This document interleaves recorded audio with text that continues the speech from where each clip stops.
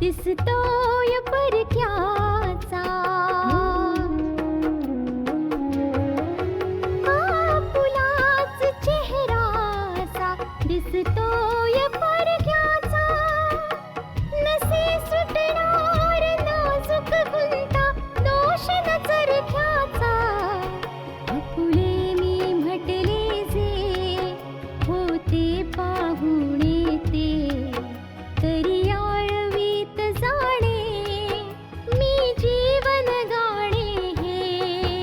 रेखा ही भाग्याची, रेखा ही भाग्याची, रेखा ही भाग्याची, रेखा ही भाग्याची. आतापर्यंत आपण पाहिलं आशा नानांना भेटायला येते. नाना आशाचं दुःख जाणून तिला सांगतात की तिने ही केस सोडून द्यावी. त्याचवेळी गिरधर शास्त्री नानांना भेटायसाठी तिथे येतात, ज्यांना नानांनी आशाला दिलेला सल्ला ऐकून राग येतो. आशा नानांच्या घरून आपल्या सासरी परत येते तेव्हा बेडरूम मध्ये पल्लवीला विजय बरोबर बसलेली पाहते आणि तिला मोठा धक्का बसतो. नंतर जोरात वाद होतो. आता पुढे दावे तर खूप मोठमोठे करतेस तू, माझी पत्नी असण्याचा, ह्या घराची सून असण्याचा, पण मला हे जाणून घ्यायचंय की माझी पत्नी म्हणून असं कुठलं कर्तव्य निभावतेस तू? ह्या घराची सून म्हणतेस, कुठलं कर्तव्य निभावतेस तू? जर तत्वांचा बळी देऊन तू ह्या नात्यांना जोखू पाहत असशील ना, तर मी तत्वांना तिलांजली देणार नाही. आणि माझ्याकडून तू ही अपेक्षा बाळगतेस की मी तुझ्यासाठी माझ्या प्रेमाचा बळी द्यायला हवा? हे हक्क आणि अधिकार, खरं तर हे सगळे दावे करायचं तू आता बंदच करायला हवं. आणि उचित तर असं होईल की तुझे मार्ग तू आता बदलून टाकावेस. तुझं म्हणणं अगदी बरोबर आहे. हिने हिचे मार्ग आता बदलायला हवेत, कारण ज्या रस्त्यांनी हिला जायचंय ना ते रस्ते या घरापर्यंत येतच नाहीत. मी ज्या रस्त्यावरून चालेन तो ह्या घरापासूनच सुरू होईल. आणि हे पण निश्चित आहे की तो कोर्टापर्यंत जाऊन थांबेल. तू मला धमकी देतेस? धमक्या तर तुम्ही लोक देताय मला. जो खेळ तुम्ही लोक खेळताय ना ती धमकीच तर आहे, पण मी अशा धमक्यांसमोर झुकणार नाही मुळीच. ही धमकी तुझ्यासाठी नाहीये दीदी, ही धमकी माझ्यासाठी आहे. ही मलाच शिक्षा द्यायच्या गोष्टी करत होती ना? हो, आणि हॉलमध्ये आम्हाला धमकी देऊन इथे आली की तुम्हालाही मी शिक्षा देईन. मी पुन्हा तेच सांगते की जर विजयने गुन्हा केला असेल तर ह्याला मी नक्कीच शिक्षा देऊन दाखवेन. तू विजयला शिक्षा मिळवून देणार? तर मग आता माझं ऐक, मी विजयला वाचवेन.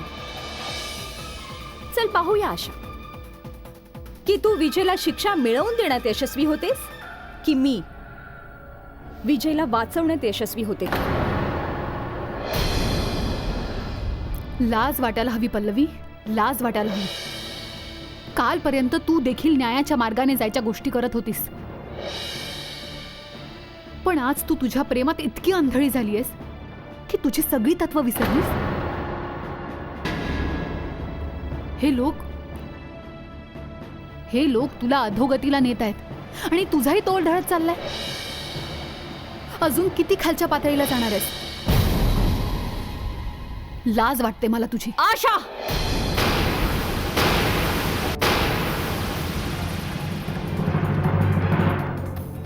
तुम्ही मोठ्या आहात, इतक्या खालच्या पातळीवर जाऊ नका.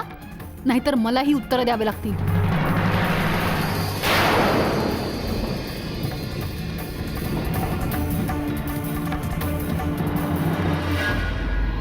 गोविंद बेटा, तुम्ही लोक समजून घेण्याचा प्रयत्न का नाही करतात? जी चूक आशाच्या घरच्यांनी केली आहे, आता तशीच मोठी चूक आपणही तर करत नाही आहोत. हे तुम्ही काय बोलताय? कुठल्या चुकीबद्दल बोलताय तुम्ही? हे बघा, आशाच्या घरच्यांनी घाई करून तिचं लग्न लावून दिलं. आता त्यांना पश्चाताप होतोय. आता कुठे असं तर होत नाही ना की अशीच घाई आपणही सगळे करतो, मग ती मोठी चूक होऊ शकेल. नाही पापा, नाही. अहो, आपण घाई करतोय असं तुम्ही म्हणताय. उलट मला तर असं वाटतंय की आपल्यापाशी वेळ मुळीच उरलेला नाहीये. तारीख जवळ येते आणि ही आशा अजूनही मानायला तयार नाहीये.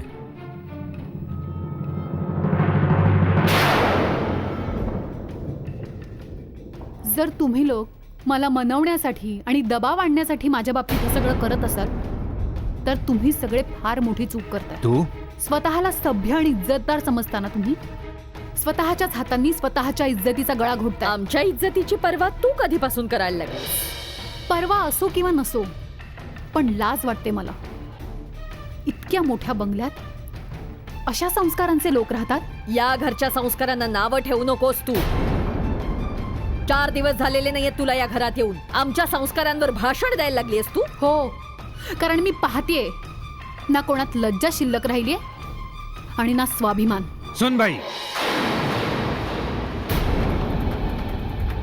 आपली पायरी विसरतेस तू. पप्पा, कदाचित तुम्हाला या गोष्टीची कल्पना नाहीये की ह्या घरचे संस्कार कोणत्या पातळीपर्यंत घसरत चाललेत.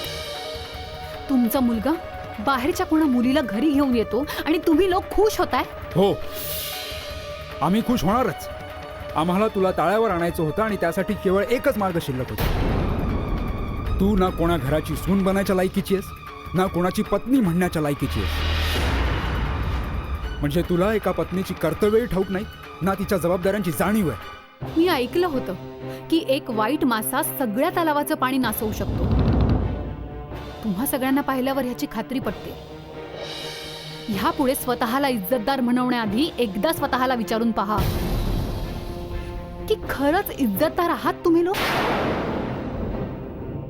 आणि मम्मी, एकदा तुमच्या मुलीला समजावून सांगा त्यांना की मी ह्या घरची सून आहे आणि ती ह्या घरची मुलगी आहे. तेव्हा त्यांनी मुलीप्रमाणेच राहायला हवं. आज त्यांनी माझ्यावर हात उगारण्याचा प्रयत्न केला.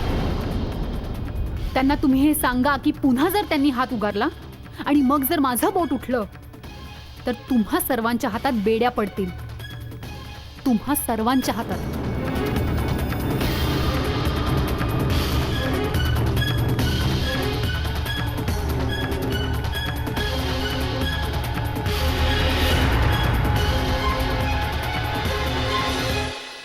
नाना, मी आम्हाला चांगल्या प्रकारे समजावलं होतं की त्यांनी ही केस आशाकडून काढून घेऊ नये आणि तिने शास्त्रीजींना समजावलं होतं. इतकं होऊनही नाना, मला एक गोष्ट कळत नाहीये की शास्त्रीजी त्याच गोष्टीवर का अडून बसलेत अजूनही. मी शास्त्रीजींशी बोलले. फार निराश झाले आहेत ते म्हणत होते की तुम्हा सगळ्या लोकांचं आणि विशेष करून नानाजींचं पण, आणि त्यांचं हे म्हणणं आहे की आशाने ही केस काढून घ्यावी. पण आंटीजी, ते असं ही गोष्ट कशी म्हणू शकतात? बाबा, शास्त्रीजी मला म्हणाले की ते स्वतः तुम्हाला भेटायला आले होते. याचा अर्थ म्हणजे शास्त्रीजी तेव्हा आले होते जेव्हा मी आशाला हे समजावत होतो की तिने ही केस लढता कामा नये म्हणून. नाना, का पण? ही केस सोडून आशाला काय मिळणार सांगा मला. मी तर असा विचार करून आशाला नको म्हणत होतो की आता ही गोष्ट स्पष्ट होत चालली आहे की रोहितचा खुनी विजय आहे आणि विजयच्या विरुद्ध कोर्टात केस लढलीच जाऊ शकत नाही कारण त्याच्या विरुद्ध काही पुरावेच नाहीत. तेव्हा अशा परिस्थितीत आशा ही केस लढून मिळवणार काय? बाबा, मला असं वाटते की शास्त्रीजींनी तुमच्या आणि आशामध्ये जे बोलणं झालं ते बहुधा ऐकलं असावं. बरं, तुम्ही मला हे सांगा की ही केस सोडून देण्याच्या बाबतीत आशाला काय वाटतंय? काय म्हणते ती? तिला ही केस सोडायचीच नाहीये बेटा. बाबा, मग आता आपल्याला हे ठरवायला हवं की आशाच्या बाबतीत काय होऊ शकतं ते. कारण जर ती ही केस लढते तर मग ती तिचा संसार नाही सांभाळू शकणार, आणि जर ते नातं सांभाळायचं असेल तर तिला ह्या केसमधून माघार घ्यावीच लागेल. तिला या दोन्हीपैकी एका मार्गाची निवड करावी लागेल. ती केवळ एकाच मार्गाने जाऊ शकते.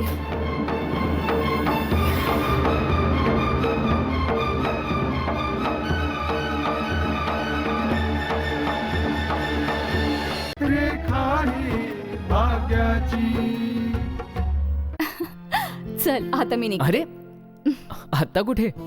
दीदी जेवण आणायला गेलीये, आता जेवणच जा ना. आणि पल्लवी, आता तर आपण हे ठरवलंच आहे की आपल्या प्रेमाची लढाई आपल्याला लढावी लागणार आहे, तर मग त्याची काळजी का करायची? तुमच्या या प्रेमाच्या लढाईत तुम्ही हरलात किंवा जिंकलात, तुला त्याने काहीच फरक पडणार नाही. पण असं नको व्हायला की ही लढाई संपून जाईल तेव्हा पल्लवी कोणाला तोंड दाखवायच्या लायकीची राहणार नाही. तुला मला घाबरवण्याची काहीच आवश्यकता नाहीये, कारण की माझ्या प्रेमावर पूर्ण विश्वास आहे. आणि आमचा तुझ्या विश्वासावर पूर्ण विश्वास आहे. आता गप्पा पुष्कळ झाल्या. बघ, मी तू आज इथे आलीयस म्हणून माझ्या हाताने जेवण बनवलंय. आणि तोही दिवस लवकरच येईल ज्या दिवशी आपण सगळे एकत्र बसून जेवण करत असू. अरे विजय, तिला तर संकोच वाटतोय. तू तिला तुझ्या हाताने भरव ना.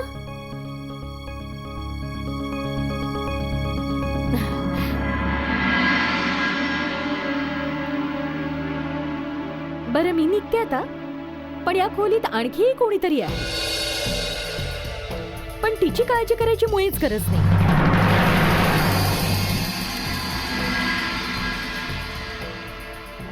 पल्लवी, अगं बस ना.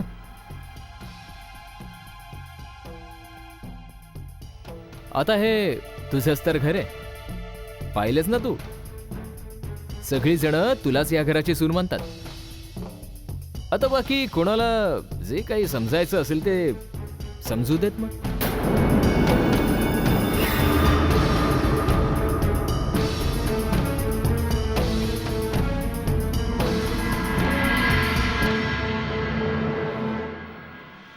ठाऊक आहे विजय, माझ्या मावशीचा तुझ्यावर पूर्ण विश्वास आहे, म्हणून तर मला इथे यायची, तुला भेटायची तिने परमिशन दिलीये. खरं सांगायचं तर मावशींचा तुझ्यावरही बराच विश्वास आहे, म्हणूनच तर त्यांनी तुला मला भेटायची परवानगी दिली. यू नो व्हॉट पल्लवी, माझ्या मनात तर येतंय की मी तुला इथून जाऊच देऊ नये. इथून जायची तर माझी इच्छा नाहीये, पण जावं ते लागणारच ना. असं काय पाहतोयस? चल जेवण जेव.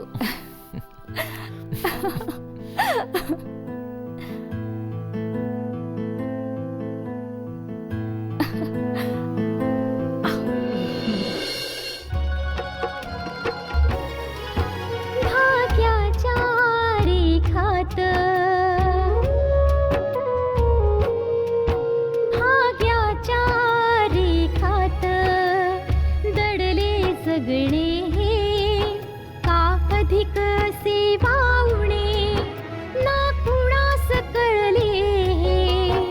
अपुले मी म्हटले जे होते पाहुणे ते तरी आळवीत जाणे मी जीवन गाणे हे. भाग्याच्या रेखात दडले जीवन हे का अधिक सेवावणे ना कुणास कळले हे.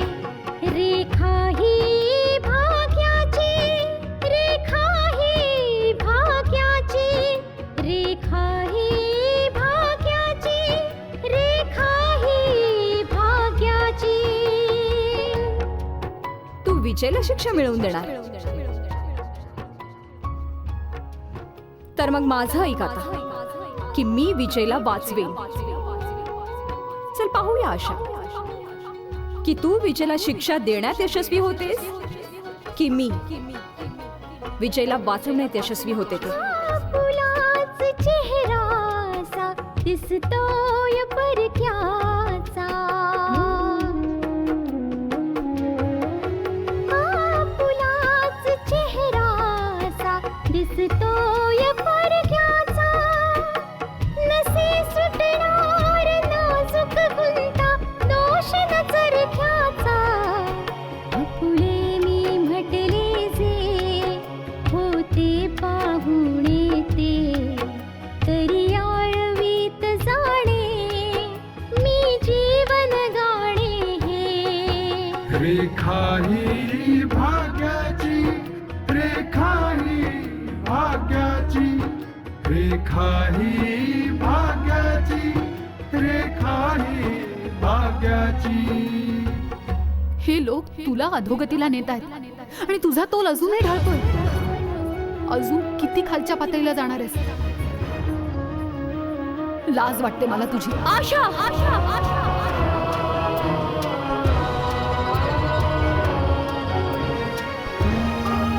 तुम्ही मोठ्या आहात, इतक्या खालच्या पातळीवर जाऊ नका, नाहीतर मला ही उत्तरं द्यावी लागतील.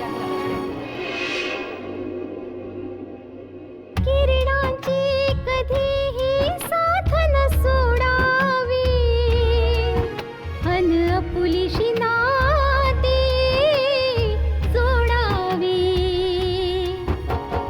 किरणांची या साथ न सोडावी, अन आपुली नाती जोडावी, नाती जोडावी. अन भाग्याच्या रेखानी आपुली जीवन नौका ओढावी. रेखा ही भाग्याची, रेखा ही भाग्याची, रेखा ही भाग्याची, रेखा ही भाग्याची, रेखा ही भाग्याची.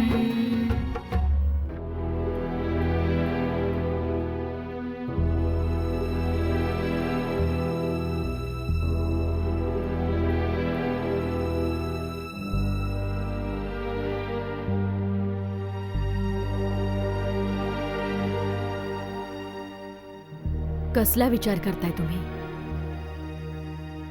मी हा विचार करतोय सुहासिनी की जे सगळं काही होत आहे त्यात आपण काही चूक तर करत नाही आहोत ना. आपल्याकडे वेळ तरी आहे का हे ठरवायला की काय योग्य आहे आणि काय चूक? तुझं म्हणणं बरोबर आहे सुहासिनी, पण आज आशाचं बोलणं ऐकल्यावर मात्र मला असं वाटायला लागलंय की आपण लोकांनी आपली प्रतिष्ठा, आपले संस्कार यांच्याशी खेळ तर नाही मांडलाय. असा विचार का करू लागलायत तुम्ही? सुहासिनी, कबूल आहे की जावई बापूंना कायद्यापासून वाचवण्यासाठी जेवढं काही होईल तेवढं करायला हवं. कारण एक खूप जुनी म्हण आहे, गुन्ह्याच्या जगामध्ये पाय ठेवणारा माणूस त्यातून बाहेर पडायचा जेवढा प्रयत्न करतो तेवढा तो फसत जातो.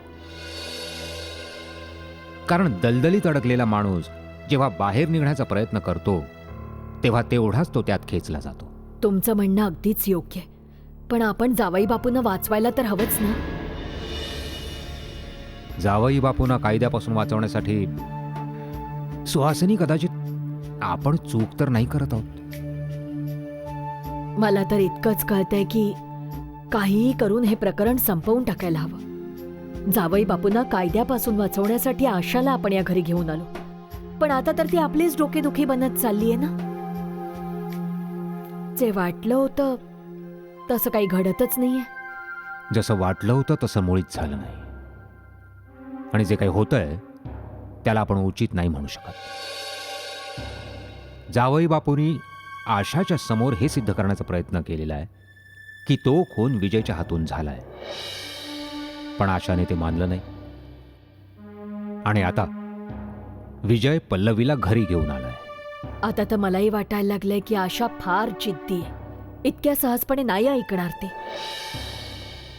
बस कुठल्याही प्रकारे तिच्यापासून आपली सुटका व्हावी, पण त्याआधी जावई बापूंना वाचवण्याचा एखादा मार्ग तर मिळायला हवा.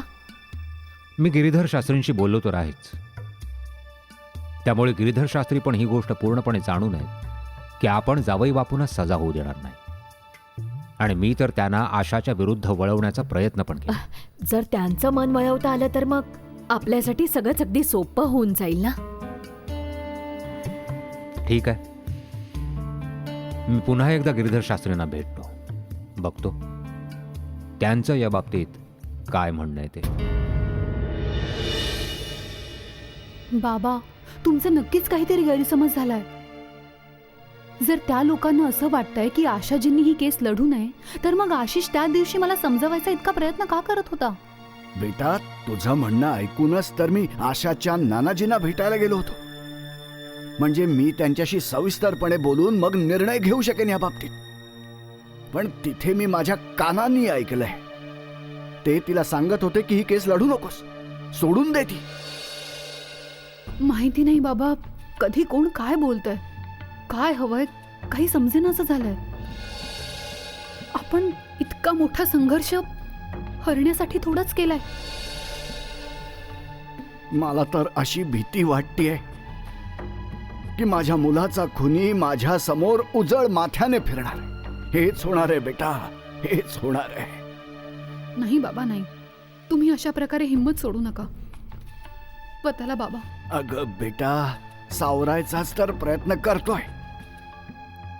आता तर मला स्वतःला सावरावंच लागेल.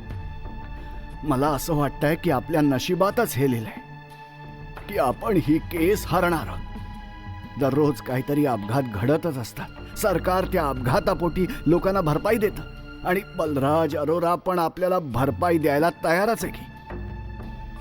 आणि ज्या प्रकारे लोक भरपाई स्वीकारून मग गप्प बसतात, आपल्याला पण त्याच प्रकारे गप्प बसून राहावं लागणार आहे. बेटा, आजचं सत्य हेच आहे. रेखा ही भाग्याची. पल्लवी, तुला काल रात्री यायला उशीर का झाला? मी फोनवर तर तुला सांगितलं होतं की मी विजयच्या घरी जाते म्हणून. हो, ते सगळं ठीक आहे, पण काल तुला यायला उशीर झाला आणि तुझ्या काकांनी पुन्हा ते सगळं जुनं उकरून काढलं. असू दे, काल विजयच्या घरी काय झालं ते सांग.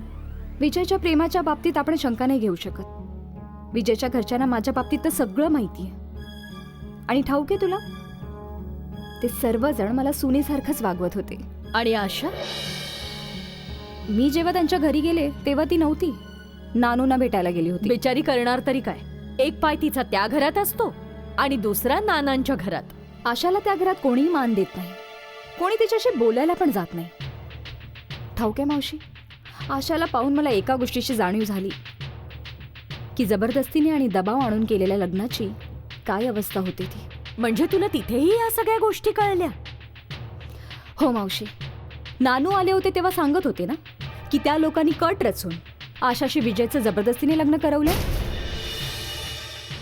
मावशी, तिथे तर माझ्या समोर आशा विजयला धमकी देत होती, शिक्षा द्यायची. काय? हो, त्यावरून ही गोष्ट तर स्पष्ट होते की विजयने जे काही सांगितलं होतं ते खरं होतं. विजयच्या गळ्यात आशाला जबरदस्तीने बांधले. पण आता काय होईल? म्हणजे आशा विजयला सोडून देईल का? जिथे विजयच्या घरच्यांचीच इच्छा नाहीये तिथे आशा कुठवर तिथे राहील. आशा विजयला धमकी देत होती की ती त्याला शिक्षा मिळवून देईल. तेव्हा मी पण सांगितलं की मी पण पाहते की ती त्याला कशी शिक्षा देऊ शकते. मी वाचवेन विजयला.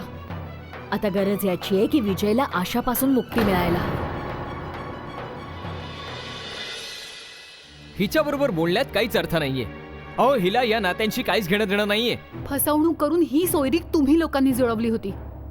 मी तरी हे नातं सांभाळायचा प्रयत्न करते. इथे मुलीला घरी आणतोस, माझ्या पलंगावर बसवतो आणि मला सांगतोयस मला या नात्याशी घेणं देणं नाहीये. कदाचित तुम्हाला ही गोष्ट ठाऊक असो किंवा नसो, पण खरं तर हे की तुमची पल्लवी ना केवळ विजयच्या घरापर्यंत तर त्याच्या बेडरूम पर्यंत पोहोचलीये.